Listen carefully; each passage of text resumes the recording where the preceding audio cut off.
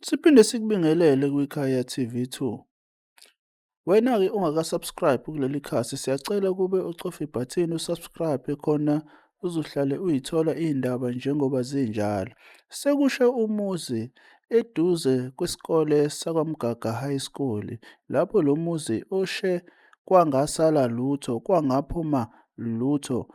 Umndeni wakhona usale unjengoba unjalo. Lapho-ke sithe sizama ukukhulumisana nomakhelwane sangaba nayo impumelelo lapho, kodwa sikwazile ukuthola owubaba wakulo muzi esithe saba nengxoxo naye. Awulalele-ke nayi le ngxoxo elandelayo. Sawubona mfethu. Yebo, mfethu. Mfethu, hhayi, siyiKhaya TV2 thina. Sizwile ukuthi kunesimo esikwehlele la esingabanga sihle. Sasesithi hhayi, ake sivele nje sizobona ukuthi kwenzakaleni. Mfethu, mhlawumbe nje ungakusicacisela ukuthi mhlawumbe kwenzakaleni kahle kahle. Mfethu, izolo kahle kahle nje ubona nje. Sewubona kade kuvutha imililo. Izolo kahle ekuseni ngo-9 o'clock bekune-appointment Clearwood. Ngoba ngiyofuna umsebenzi, kunomuntu obekumele ngihlangane naye, benginokumbambela ibhasi. So bengiyofuna umsebenzi nje, sho kanjalo nje. So ngase ngithola i-call wathiwa kuyasha. Benginga-around la eMlazi because bese ngibuyile nebhasi. Sika-around eMlazi kwathiwa kuyasha. Ngase ngireporta kuyena lo muntu ngacela imoto yakhe wanginika ukuze bevele beseduze kwami. So ngithe ngithatha imoto ngiphuthuma ngiza la. Ukufika kwami la ngifike vele sekushile because umlilo usuqhamuka emnyango uvele nangamawindi.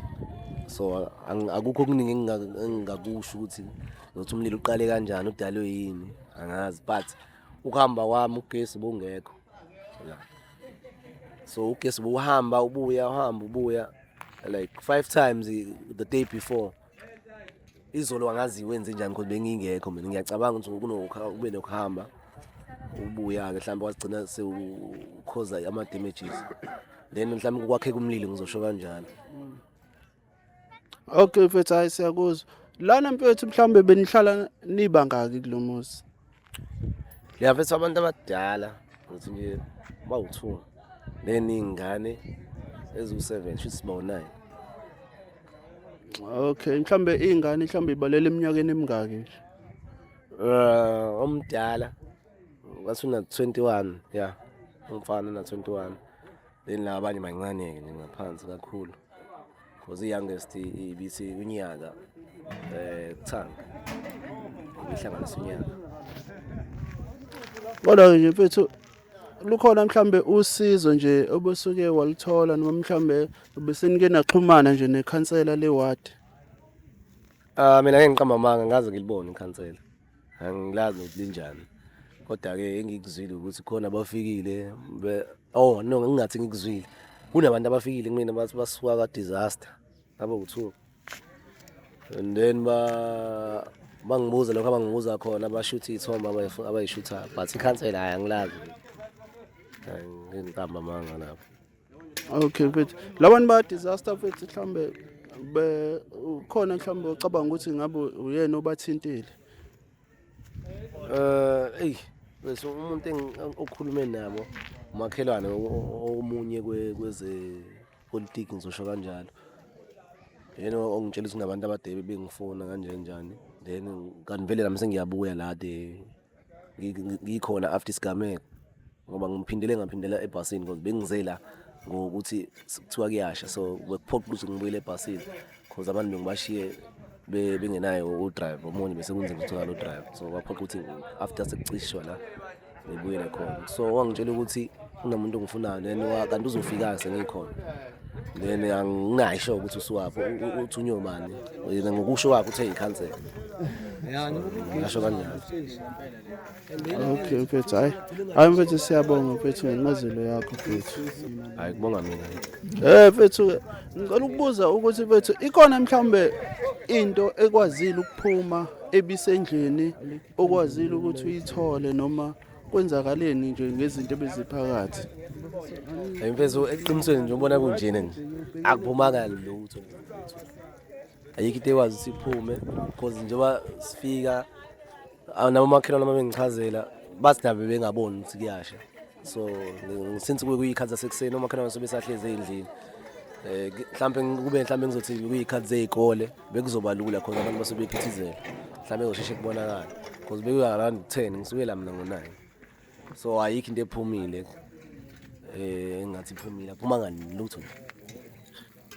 So mfowethu ke ngiyakuzwa ukuthi uthi akuphumanga lutho la kodwa alikho ilunga lomndeni elilimalile. Hayi mfethu eqinisweni alikho nje ngenhlanhla alikho ilunga lomndeni elimalile ngoba izingane bikade ngiyithathile bathi last week ngayithatha ngazisa ekhaya eNtuzuma kwabanye bomndeni ngoba bengifuna ivakashe since ayikole ivaliwe. Okay mfethu mhlambe mase kuthiwa nje usizo mhlambe ongalidinga nje ngoba isimo sikanje mhlambe usizo luphi nje ongalidinga nje. Hey mfethu ngiyawujabulela lo mbuzo ongibuza wona mfethu. Ngizothi nje ukuthi mina usizo ongangisiza ngalo olukhulu kunawo wonke la. Uma ngabe kukhona mhlambe onama truck noma owazi umuntu mhlambe osondelene naye onama truck noma ngabe imuphi umsebenzi wokudrive oCode 14 ngicela mhlawumbe angifunele umsebenzi because into engenza ukuthi ngiphume la kuze kushe la it's because bengiyofuna umsebenzi and I'm a professional driver. I can drive any truck. Monginika ukuthi ngidrivele anginankinga. So ngicela ukuthi uma kukhona umuntu owazi umuntu angibize angiteste njengabo bonke odriver abone ukuthi ngeke ngikwazi ukuyenza le nto leyo. But engiyifisayo nje leyo ukuthi ngithola umsebenzi ngoba iyona into engiyidingayo. Ngaphandle kwako konke lokho okunye nje okula hayi umsebenzi engiwudingayo. Okay mfethu siyakuzwa makukhona ke lo mhlawumbe ucabanga ukuthi angakwazi ukukusiza uzokuthola kanjani? Ngithi nje ngashiya inamba yami la mfethu. Ngingazi ke noma mhlawumbe ngiyishiye kuwena direct noma ngishiye khona la emoyeni. Ikona kuphi engingakwenza. Hayi mfethu ungayishiya emoyeni ungayishiya emoyeni. Inamba yami ithi 072 99 333 862 noma 079 80 700 58. Bathi bafuna bani? Uzofuna umqoliso wabiyela kule enye esibili ufuna umenzi wabiyela umfowethu omdala lo. Okay mfethu hayi asithembe ukuthi bazokwenza njengoba ucelile. Niyayizwela ke balaleli ke ukuthi umfowethu isicelo sakhe asidlulisayo kunini eningamsiza ngakho phezu kwako konke lokhu osekwenzakele. Mfowethu mhlambe nje usuvala yini ke mhlambe ongayisho? Engingathi nje ngiqale nje ngibonge komakhelwane ukuba khona eduze ukubambisana. Umphakathi nje wonke uyidlalile indima yawo kakhulu. Anginaki umuntu ogxile kakhulu kwipolitiki, anginalo ulwazi ngepolitiki, angeke ngize ngistate ukuthi bekhona obani nobani. Kodwa la kade bekhona ngisho nje bonkana ngiyabonga kakhulu abakwazile ukufika bangisiza.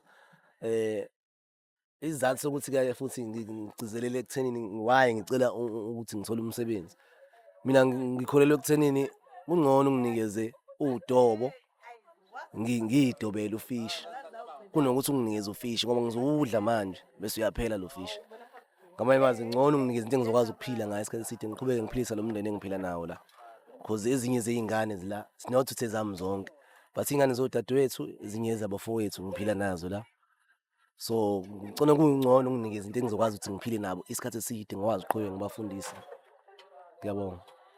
Hayi mfethu ngiyacabanga ukuthi abantu nababukeli bezwile isikhalo sakho.